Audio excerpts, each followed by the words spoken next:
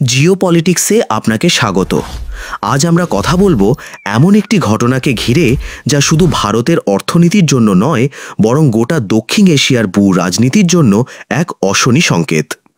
যুক্তরাষ্ট্র, বিশেষ করে ট্রাম্প নেতৃত্বাধীন প্রশাসন, যারা আবার হোয়াইট হাউসের দখল নিতে মরিয়া, ভারতের ওপর 25% শুল্ক বসিয়েছে, যেখানে বাংলাদেশের ওপর 20%, পাকিস্তানের ওপর মাত্র 19% ট্যারিফ।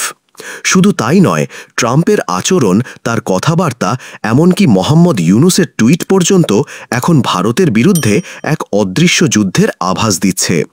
প্রথমে খুব সহজভাবে ভাবুন, একটি সাধারণ মাথার টুপি ভারতে তৈরি হলে সেটা মার্কিন বাজারে পৌঁছাবে 125 টাকায়, বাংলাদেশে তৈরি হলে 120 টাকায়, আর পাকিস্তানে তৈরি হলে 119 টাকায়। এই সামান্য পার্থক্যটাই কোটি কোটি ডলারের রপ্তানি হারানোর কারণ হতে পারে ভারতের জন্য। এটা কেবল শুল্ক নয়, এটা প্রতিযোগিতামূলক ব্যালেন্স পরিবর্তনের কৌশল। এখানে একটা কথা মাথায় রাখুন, এই 50টিরও বেশি দেশের মধ্যে ভারতই সবচেয়ে বেশি ক্ষতিগ্রস্ত। কিন্তু ট্রাম্প কেন 25% ট্যারিফ আরোপ করলেন? ট্রাম্পের টার্গেট আসলে কি? ট্রাম্প শুধু শুল্ক বসাচ্ছেন না, তিনি ভারতের অর্থনীতি, বিশেষ করে কৃষি বাজারে প্রবেশ করতে চাইছেন। ভারতের কৃষি একটি বিশাল ক্ষেত্র, যেখানে প্রায় 160 কোটি মানুষের জন্য খাবার, শাকসবজি, দুধ, ডাল উৎপন্ন হয়। এই বাজারে ঢুকতে পারলেই আমেরিকার কৃষকরা কোটিপতি হয়ে যাবে। এবং এটা শুধু তত্ত্ব নয়, ট্রাম্পের মূল ভোটার বেস গ্রামীণ আমেরিকার কৃষকরা। তাই তিনি তাদের খুশি করতেই ভারতের বাজার খুলতে চাইছেন। ভারতের কৃষিপণ্য আমদানিতে বাধা থাকলে আমেরিকান কৃষিপণ্য সহজে ঢুকতে পারবে না। তাই চাপ সৃষ্টি হচ্ছে, ভয় দেখানো হচ্ছে। এবার আসা যাক প্রতিবেশী দেশের প্রধান উপদেষ্টা মোহাম্মদ ইউনুসের টুইটটি আসলে কি বার্তা দিচ্ছে? নোবেলজয়ী হলেও মোহাম্মদ ইউনুস স্পষ্টভাবে ভারতকে উপহাস করেছেন।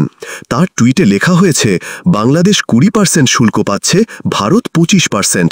এত বড় দেশ হয়েও ভালো চুক্তি করতে পারেনি। এটাই কি বাংলাদেশের আসল মুখ? এই মুহূর্তে যখন বাণিজ্য যুদ্ধ চলছে, প্রতিবেশী দেশের এই ঠাট্টা আসলে এক অসুস্থ আনন্দ। এটা কি কূটনৈতিক দায়িত্ববোধের পরিচয়? বর্তমান পরিস্থিতিতে ভারতের অবস্থান কি? ভারত কিন্তু কিছু পণ্যের ক্ষেত্রে এখনও যুক্তরাষ্ট্রের সাথে শক্ত অবস্থান বজায় রেখেছে। ওষুধ, সেমিকন্ডাক্টর, খনিজ, এসব গুরুত্বপূর্ণ জিনিসে শুল্ক আরোপ হয়নি। এমনকি অ্যাপল ফোন বা কম্পিউটার এখনও পুরোপুরি নিষেধাজ্ঞার আওতায় আসেনি। তবে যে পণ্যে ভারতের রপ্তানির সর্বাধিক ভাগ রয়েছে, টেক্সটাইল, গয়না, সেগুলির ওপরেই সবচেয়ে বেশি শুল্ক। তাই এটা স্পষ্ট যে এক ধরনের টার্গেটেড অ্যাটাক চলছে।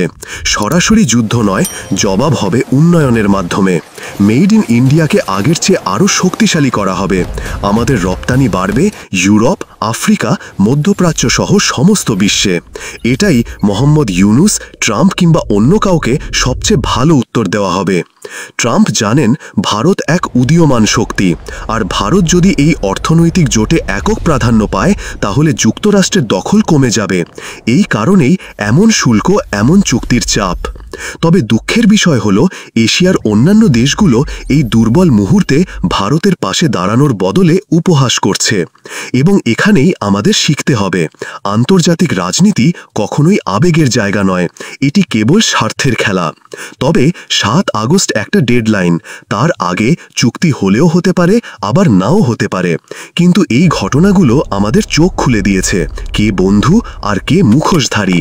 তাই চোখ খোলা রাখুন, দেশকে ভালোবাসুন, এবং সবচেয়ে বড় কথা, নিজেদের শিল্পকে, নিজেদের কৃষিকে, নিজেদের অর্থনীতিকে সমর্থন করুন। এই বিষয়ে আপনার মতামত কমেন্ট করে জানাবেন।